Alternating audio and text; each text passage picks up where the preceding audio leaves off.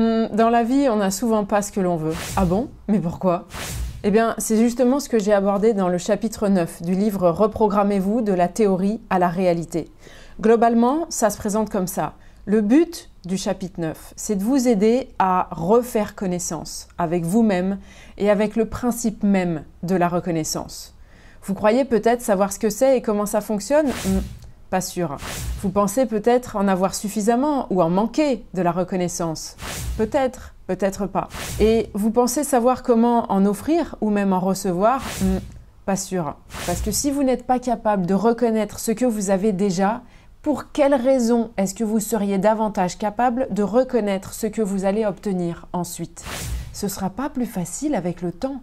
Bien au contraire, parce que si vous ne faites pas attention à tout ça, il y a des tas de programmes qui s'accumulent et des tas de difficultés qui peuvent rendre la vie encore plus compliquée. Préparez-vous à être surpris, parce que si vraiment vous souhaitez coopérer plus efficacement avec votre réalité, vous allez être surpris par ce que nous allons aborder dans ce nouvel épisode. Bienvenue pour ce 9e épisode de la saison 2 de Reprogrammez-vous. Nous disons donc, qui êtes-vous à ce stade?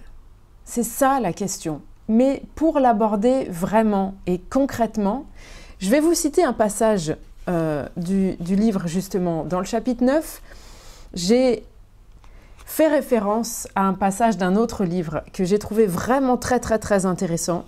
Ça s'appelle The Go-Giver. Ils ont traduit ça en l'effet philanthropique. Pourquoi, peut-être, comment, peu importe. En tout cas, il s'agit de Joe, un jeune homme ambitieux et travailleur, imaginez un gars travailleur et ambitieux, qui s'entretient avec Pindar. Pindar, c'est un consultant qui est hors du commun et qui est connu pour ça. Et donc, Joe, il est tout excité de pouvoir venir s'entretenir avec lui. Et Pindar lui dit « Avez-vous déjà entendu les gens dire « On ne peut pas toujours avoir ce que l'on veut » Joe fit un rictus. « Vous voulez dire les Rolling Stones ?» Entre parenthèses, ça doit être une parole des Rolling Stones, probablement. Pindar sourit. En fait, j'imagine que les gens disaient ça bien avant l'époque de Mick Jagger. Mais oui, c'est l'idée générale. Vous n'allez pas me dire que ça n'est pas vrai, n'est-ce pas? Que nous obtenons réellement ce que nous voulons? Non, dit Pindar. Celle-là est vraie. Dans la vie, on n'a souvent pas ce que l'on veut. Mais il se pencha à nouveau en avant et sa voix s'adoucit avec accentuation. Voici ce que l'on obtient. On obtient ce à quoi on s'attend. Joe fronça à nouveau les sourcils, essayant de vérifier mentalement la véracité de cette dernière pensée. Pindar se pencha en arrière et sirota son café, observant Joe. Après un moment de silence, il poursuivit. Ou autrement dit, ce sur quoi nous nous concentrons est ce que nous obtenons. Vous avez entendu l'expression « cherchez les ennuis et vous les trouverez » Joe acquiesça. C'est vrai, et pas seulement pour les ennuis. C'est vrai à propos de tout. Cherchez le conflit et vous le trouverez. Cherchez des gens qui profitent de vous et ils le feront généralement. Si vous voyez le monde comme un endroit où les chiens se mangent entre eux, vous trouverez toujours un plus gros chien qui vous regardera comme si vous étiez son prochain repas. Cherchez ce qu'il y a de meilleur chez les gens et vous serez étonné de la quantité de talent, d'ingéniosité, d'empathie et de bonne volonté que vous trouverez. En fin de compte, dit-il, le monde vous traite plus ou moins de la façon dont vous vous attendez à être traité. Alors, à quoi est-ce que vous vous attendez à ce stade? Et là, c'est moi qui reprends. À ce stade de votre parcours, est-ce que vous vous attendez à de superbes résultats ou à être déçu comme à l'accoutumée? À être surpris parce que la vie va vous permettre de vivre quelque chose qui sort totalement de ce que vous aviez l'habitude d'imaginer? Ou à ne pas mériter ce que vous espérez vraiment? À quoi est-ce que vous vous attendez?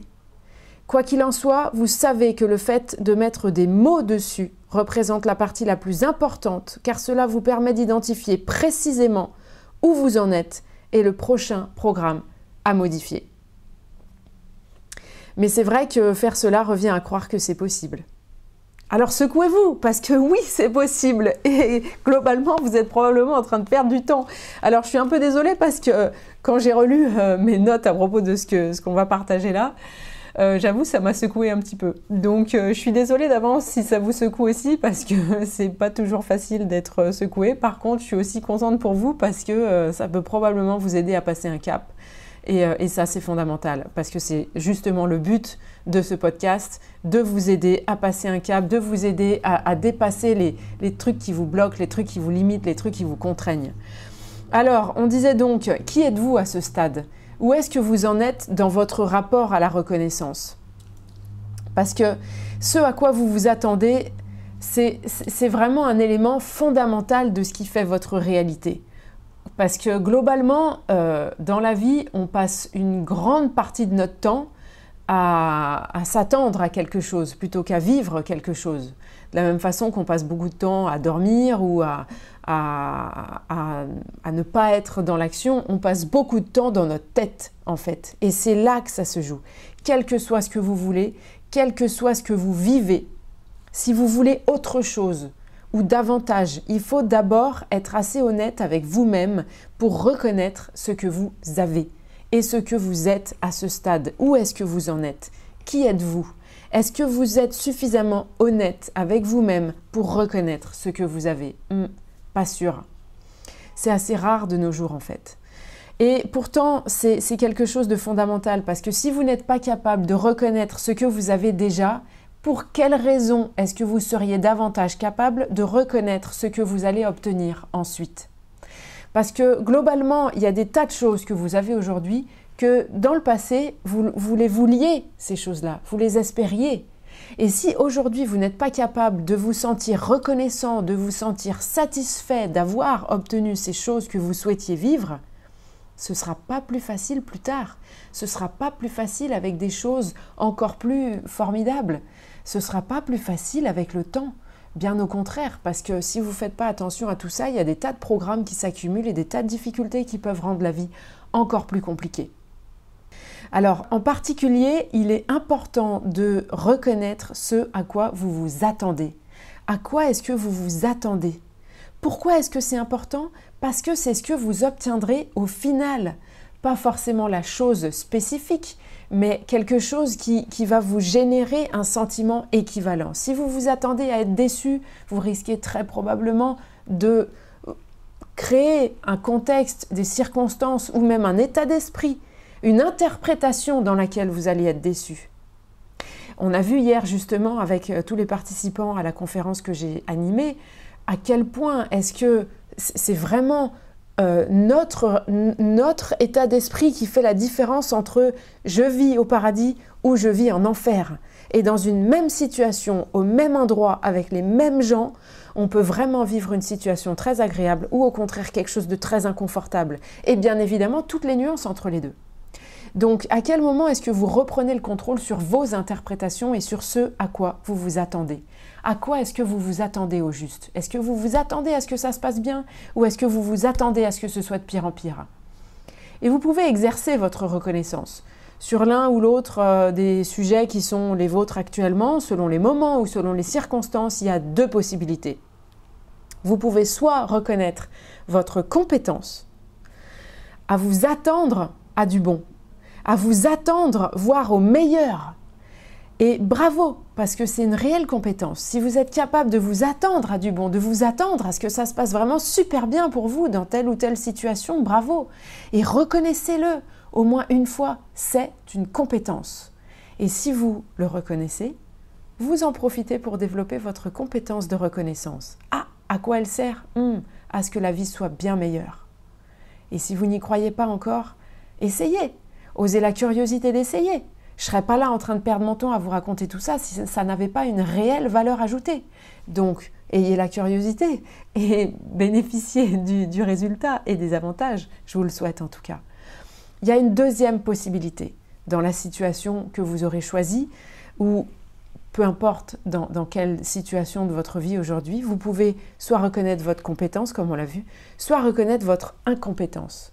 Si vous vous attendez à être déçu, si vous vous attendez à un résultat mitigé ou même au pire, reconnaissez que vous êtes incompétent dans cette situation. Vous êtes en train de vous attendre au pire. Vous êtes en train de vous attendre à ce que ça ne se passe pas bien.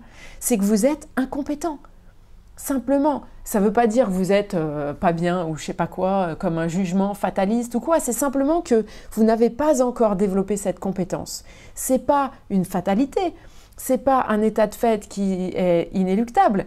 C'est juste un état de fait à ce stade, vous ne savez pas faire. Et la bonne nouvelle, c'est que c'est comme n'importe quelle autre compétence, ça s'apprend. Vous avez appris à marcher, vous avez appris à parler, vous avez appris à écouter, vous avez appris à comprendre, vous avez appris à pianoter sur votre téléphone. Au début, vous ne saviez pas faire. Eh bien, vous avez appris. Eh bien, comme toute compétence, ça s'apprend. Par contre, si vous voulez enclencher le développement de cette compétence, puisqu'on parle de reconnaissance, eh bien, reconnaissez au moins une fois, pour commencer, que vous êtes incompétent quand il s'agit de vous attendre à ce que ça se passe bien pour vous. Vous voyez, vous avez deux possibilités. Vous reconnaissez votre compétence quand vous en faites preuve, vous reconnaissez votre incompétence quand vous en faites preuve aussi. Et dans les deux cas, vous commencez à composer avec votre relation à la reconnaissance, avec cette compétence que vous souhaitez désormais développer. C'est simplement un entraînement. Une situation en entraînant une autre, vous allez vous entraîner à développer cette compétence, à vous attendre à du bon, à vous attendre au meilleur. Pour comprendre encore plus en détail comment ça fonctionne, pourquoi ça fonctionne et quelle est l'ampleur de ce que vous pouvez obtenir en faisant attention à ces choses-là au quotidien, je vous invite à lire le chapitre 9 et puis à lire le livre complet évidemment. Vous verrez, les retours des lecteurs sont vraiment, vraiment superbes. Avant même d'avoir fini le bouquin, il y a certaines personnes qui me racontent que ça a complètement transformé leur vie, leur façon d'être, leur façon de réussir à avancer, à mettre en place leurs projets et à faire aboutir des choses qui étaient simplement des souhaits approximatifs depuis des années parfois. Et finalement, ça aboutit en seulement quelques semaines ou quelques mois en commençant à lire ce livre. Et puis évidemment, s'il y a des programmes un peu plus délicats, un peu plus compliqués qui vous bloquent, qui vous retiennent, ça peut être des peurs, ça peut être des conflits intérieurs, ça peut être des choses que vous ne savez même pas identifier vous-même, n'hésitez pas, contactez-moi. Je propose également des séances de libération et puis on peut avancer ensemble pour vous aider à reprogrammer ce que vous souhaitez. J'organise aussi des conférences et des ateliers pour vous permettre d'aller plus loin en petits groupes et d'approfondir vos sujets personnels. Profitez-en et par-dessus tout, je vous souhaite le meilleur.